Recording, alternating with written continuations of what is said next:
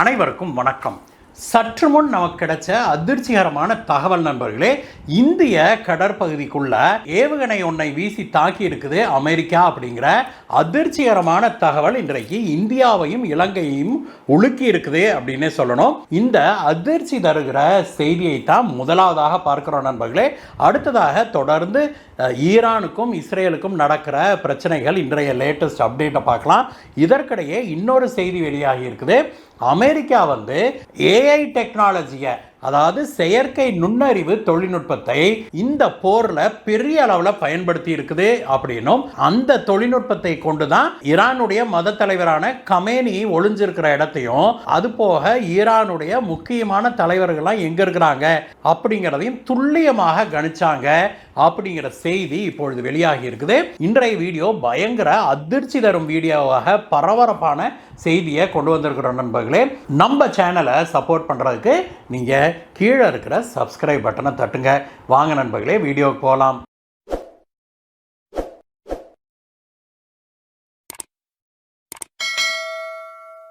நண்பர்களே, இன்றைக்கு அதிகாலையில் ஒரு அதிர்ச்சிகரமான செய்தி ஒன்று இந்தியாவுக்கும் இலங்கைக்கும் எட்டியது.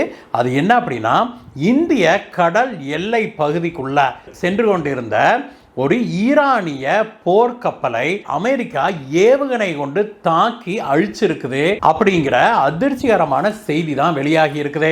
இந்தியாவுடைய எக்கனாமிக் ஜோன் அப்படின்னு அழைக்கப்படுகிற அந்த பகுதிக்குள்ளாக ஈரானுடைய போர்க்கப்பல் ஒன்று போயிட்டு இருந்திருக்குது. அதை அமெரிக்காவுடைய ஒரு நீர்மூழ்கி கப்பல் துல்லியமாக கண்டறிந்து ஈரானிய கப்பலின் மீது ஏவுகணை தாக்குதல் நடத்தியிருக்குது.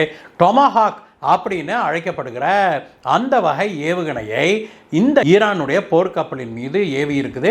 அந்த ஏவுகணை தாக்குதல்ல அந்த ஈரான் போர்க்கப்பல் சுக்கு நூறாகி கடலுக்குள்ள மூழ்கி இருக்குது நண்பர்களே. அந்த கப்பல்ல 180 ஈரானிய மாலுமிகள் இருந்திருக்கிறாங்க. அதுல உயிர் பிழைத்து கடல்ல தத்தளிச்சுட்டு இருந்த 32 பேரை இலங்கை கடற்படை காப்பாத்தி இருக்கிறாங்க. மேலும் 148 ஈரானிய மாலுமிகள் கடலில் மூழ்கி இறந்து விட்டார்கள் அப்படிங்கிற செய்தியும் இப்பொழுது நமக்கு எட்டி இருக்குது. இந்த விவகாரத்தில் அமெரிக்கா தன்னுடைய எல்லையை மீறி நடந்து கொண்டதா அப்படிங்கிற ஒரு விவாதம் இப்பொழுது இலங்கையிலையும் இந்தியாவிலையும் தொடங்கி இருக்குது. இந்த ஈரானிய போர்க்கப்பல் வந்து கொண்டிருந்தது இன்டர்நேஷனல் வாட்டர், சர்வதேச கடற்பகுதி அப்படின்னு சொல்லப்பட்டாலும் கூட இந்தியாவுக்கு வந்திருக்கிற செய்திகள் என்னன்னா, இந்தியாவுடைய எக்ஸ்க்ளூசிவ் எக்கனாமிக் ஜோனுக்குள்ள இந்த ஈரானிய போர்க்கப்பல் வந்தது அப்படின்னும், அது இலங்கையுடைய எக்கனாமிக் ஜோனுக்கு அருகே, மிக அருகாமையில் இருந்தது அப்படின்னும், இலங்கையுடைய தென்கோடியிலிருந்து வெறும் 42 கடல் மைல் தொலைவில் தான் இந்த சம்பவம் நடந்திருக்குது அப்படிங்கிற செய்தியும் இப்பொழுது நமக்கு எட்டி இருக்குது.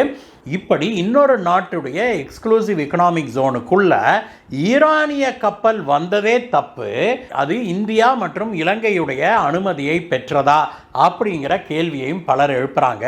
ஆனால் இதொரு பக்கம் இருந்தால் இன்னொரு பக்கம், இப்படி இந்திய எக்ஸ்க்ளூசிவ் எக்கனாமிக் ஜோனுக்குள்ள இருக்கிற ஒரு கப்பலை, அது எந்த நாட்டு கப்பலாக வேணா இருக்கட்டும், அப்படி இருந்த ஒரு கப்பலை அமெரிக்கா ஏவுகணை கொண்டு தாக்குதல் நடத்தினது சரியா அப்படிங்கிற விவாதமும் இப்பொழுது நடந்து வருகிறது நண்பர்களே. மத்திய கிழக்கு பகுதிகளிலையும் அந்த ஏரியா, அந்த கடற்பகுதியில் மட்டுமே இதுவரைக்கும் போர் நடந்து கொண்டிருந்தது. முதல் முறையாக அந்த பகுதியை தாண்டி இந்தியாவுடைய எல்லை வரைக்கும் அந்த போர் இப்பொழுது வந்துருச்சு அப்படிங்கிறத கேள்விப்படும் போது நமக்கு மிகவும் வருத்தமாக இருக்குது நண்பர்களே. இது ஒரு இருக்க அமெரிக்கா இப்பொழுது செயற்கை நுண்ணறிவை பயன்படுத்தி டார்கெட்டுகளை கண்டறியுது, தாக்குதலும் நடத்துது அப்படிங்கிற செய்தி நம் காதுகளுக்கு எட்டுது. கிளாட் ஏஐ அப்படின்னு அழைக்கப்படுகிற செயற்கை நுண்ணறிவு சாஃப்ட்வேரை பல மாதங்களாக அமெரிக்க இராணுவம் பயன்படுத்தி வருது அப்படின்னும், அது முக்கியமாக டார்கெட் ஐடென்டிஃபிகேஷன், அப்புறம் இந்த பலவிதமான செய்திகளை கம்பேர் பண்ணி அதில் இருந்து டார்கெட்டை ஐடென்டிஃபை பண்ணுறது, இந்த சமயத்தில் டார்கெட் எங்கே இருக்குது அப்படிங்கிறத துல்லியமாக கண்டறிவது, இது போன்ற விஷயங்களுக்கு அமெரிக்கா பயன்படுத்தி வருது அப்படின்னும், தாக்குதல் நடத்துவதற்கு கூட இந்த ஏஐயை அமெரிக்கா இப்பொழுது பயன்படுத்தி இருக்குது அப்படிங்கிற செய்தியும் வெளியாகி இருக்குது. ஈரானில் திடீர்னு அட்டாக் பண்ணி அந்த நாட்டுடைய தலைமையில் இருந்த மூத்த தலைவர்கள் கிட்டத்தட்ட 50 பேர்த்த ஒரே நாளுக்குள்ளாக அமெரிக்கா கண்டறிந்து அவங்கள இல்லாம பண்ணுச்சு இல்லையா. இப்படி அந்த முக்கியமான தலைவர்கள் யாரெல்லாம் இருந்தா அந்த நாட்டுடைய மத குருவான அயத்துல்லா கமேனி இருந்திருக்கிறாரு. அது போக அந்த நாட்டுடைய டிஃபென்ஸ் மினிஸ்டர், அப்புறம் ஐஆர்ஜிசியுடைய முக்கியமான தலைவர்கள், இப்படி பலரும் எங்கெங்க இருக்கிறாங்கன்னு துல்லியமாக கண்டறிஞ்சு அங்கெல்லாம் ஏவுகணைகளை வீசி, அதுவும் எப்படி பங்கர் பிளாஸ்டர் ஏவுகணைகளை வீசி அவங்களையெல்லாம் தீர்த்து கட்டியிருக்குது அமெரிக்கா. இப்படி கமேனி உள்ளிட்ட தலைவர்கள் எங்க இந்த கணத்தில் எங்க இருக்கிறாங்கிறத துல்லியமாக கண்டறிவதற்கு ஏஐ தொழில்நுட்பத்தை பயன்படுத்தி இருக்குது அமெரிக்கா அப்படிங்கிற செய்தியும் வெளியாகி இருக்குது. ஒரு போர்ல செயற்கை நுண்ணறிவு இந்த அளவுக்கு பயன்படுத்தப்படுவது இதுவே முதல் முறை அப்படிங்கிறதையும் வல்லுநர்கள் சொல்றாங்க. அடுத்ததாக இப்பொழுது அங்க லேட்டஸ்டாக என்ன நடந்து கொண்டிருக்குது அப்படின்னு பார்க்கலாம் நண்பர்களே. 5 நாட்கள் ஆகிவிட்டது ஈரானின் மீது தாக்குதலை தொடங்கி. இஸ்ரேலும் அமெரிக்காவும் தொடங்கிய இந்த தாக்குதலுடைய 5வது நாள்ல கடுமையான சண்டை நடந்திருக்குது. இஸ்ரேலும் அமெரிக்காவும் சேர்ந்து கொண்டு தீவிரமான தாக்குதலை ஈரானின் மீது தொடுத்திருக்கிறாங்க. இதனால ஈரானின் பல்வேறு நகரங்களில் பெருமளவில் ஏவுகணை தாக்குதல்கள் நடந்திருக்குது அப்படிங்கிற செய்தி எட்டுது. ஈரானுக்கு பெரிய அளவில் ஏர்ஃபோர்ஸ் கிடையாது நண்பர்களே, நேவி இருக்குது, கடற்படை இருக்குது. அப்படின்னாலும் கூட அது பெரிய அளவில் கடற்படையெல்லாம் இல்லை. அது காரணம் பல தசாப்தங்களாக ஈரானின் மீது சாங்ஷன்ஸ் இருக்கிறதுனால பிற நாடுகளிடம் வந்து தொழில்நுட்பம் வாங்குவதோ அல்லது வருமானத்தை பெரிய அளவில் ஈட்டுவதோ முடியாமல் இருந்தது ஈரானால. அதனால ஈரான் எதில் கான்சென்ட்ரேட் பண்ணுச்சு அப்படின்னா ஏவுகணைகளை உருவாக்குவது மற்றும் ட்ரோன்களை உருவாக்குவது அப்படின்னு இந்த 2 ஃபீல்டில் தான் தான் பயங்கரமாக கான்சென்ட்ரேட் பண்ணுச்சு.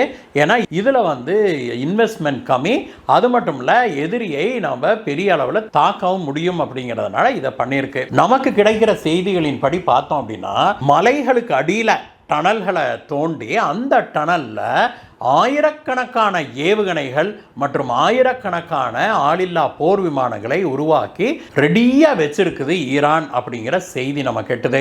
அதை வச்சுக்கிட்டு தான் கடந்த 4-5 நாட்களாக அமெரிக்காவுக்கும் இஸ்ரேலுக்கும் சிம்ம சொப்பனமாக விளங்கி வருது ஈரான். இந்த நாட்டுடைய தலைமையில பெரும்பாலானவர்களை கொன்னுருச்சு அமெரிக்காவும் இஸ்ரேலும். அப்படின்னாலுமே கூட ஈரான் சுதாரித்து கொண்டு போரை தொடர்ந்து நடத்தி வர்றதை பார்க்குறோம். அந்த அளவுக்கு 5-6 லெவல் வரைக்கும் கண்ட்ரோல் ஸ்ட்ரக்சரை பரவலாக வச்சிருந்திருக்கிறாரு கமேனி. தலைமையில் இருக்கிற கமேனி போயிட்டா அதுக்கு அடுத்த லெவல், செகண்ட் லெவல், அப்புறம் அவங்களும் இல்லையா 3rd லெவல், அவங்களும் இல்லையா 4th லெவல் அப்படின்னு இப்படி 5-6 லெவலுக்கு தலைவர்களை உருவாக்கி வச்சிருக்கிறாங்க. ஒரு லெவல் போயிருச்சுன்னா அடுத்த லெவலில் இருக்கிற தலைவர்கள் என்ன செய்யணும் அப்படிங்கிறதுல தெளிவான ட்ரைனிங்கும் கொடுத்துருக்குறாங்க. அதனால தான் ஈரான் உடனடியாக சுதாரித்து கொண்டு அமெரிக்கா மீதும் இஸ்ரேலின் மீதும் கடுமையான தாக்குதல் நடத்துது. மெயினாக ஈரான் ட்ரோனையும் மிசைல்ஸையும் வச்சு தான் அட்டாக் பண்ணிட்டு இருக்குது நண்பர்களே. இந்த ட்ரோன்கள் அப்படின்னு பார்த்தோம்னா ஒவ்வொரு ட்ரோனும் ஒரு $10,000-20,000 மதிப்புள்ளவை தான் அப்படின்னு சொல்கிறாங்க. அதில் இருக்கிற அதிநவீன ட்ரோன்கள் $1,00,000-2,00,000 இருக்கலாம் அப்படிங்கிறாங்க. ஆனால் $10,000 ட்ரோனை வச்சு ஈரான் தாக்குதல் நடத்தினா அதை சுட்டு வீழ்த்துறதுக்கு இஸ்ரேலும் அமெரிக்காவும் பிற அரபு நாடுகளும் என்னத்தை பயன்படுத்துகிறாங்கன்னு பார்த்தோம்னா பேட்ரியட் மிசைலு, இது போன்ற பெரிய அளவிலான மிசைல்களை பயன்படுத்துகிறாங்க. ஒவ்வொரு மிசைலும் மில்லியன் கணக்கான டாலர்கள் வரும். நீங்கள் மேட்ச் பண்ணி பாருங்கள். வெறும் 10,000, 20,000, ஏன் $1,00,000 கூட இருக்கட்டுமே ஒரு ட்ரோனோ ஒரு ஏவுகணையோ, அதை வீசினா அதை தடுக்கிறதுக்கு அமெரிக்காவோ இஸ்ரேலோ பிற அரபு நாடுகளோ எவ்வளவு செலவிட வேண்டியதாக இருக்குது. பல மில்லியன் மதிப்புள்ள ஒரு ஏவுகணையை வீசி அந்த ட்ரோனையோ அல்லது அந்த மிசைலையோ தடுத்து நிறுத்த வேண்டியது இருக்குது. இது ஈரானுக்கு அங்கே மிகப்பெரிய ஒரு அட்வான்டேஜாக மாறி இருக்குது அப்படிங்கிறத பார்க்குறோம். இன்னும் எத்தனை நாட்கள் இந்த போர் நீடிக்கும் அப்படிங்கிறது தெளிவாக தெரியவில்லை நண்பர்களே. ஆனால் ஈரான் கிட்ட இருக்கிற இந்த ஏவுகணைகள் இருக்குது இல்லையா, அது ஒரு 1.5 மாதம் இந்த போர் நீடிச்சாலே முடிஞ்சு போயிடும் அப்படின்னு சொல்கிறாங்க. அதே போல் அதுக்கு மேலே இன்னொரு 1 மாதம் வேணால் ட்ரோன்களை வச்சு தாக்குதல் நடத்த முடியும் ஈரான். அவ்வளோதான் ஈரான்கிட்ட கெப்பாசிட்டியே இருக்குது, ஸ்டாக்கும் அவ்வளோதான் இருக்குது அப்படின்னு வல்லுநர்கள் சொல்கிறாங்க. அதனால் இந்த போர் குறைந்தபட்சம் சில மாதங்களாவது நீடிக்கும் அப்படின்னு சொல்லி சொல்றாங்க நண்பர்களே.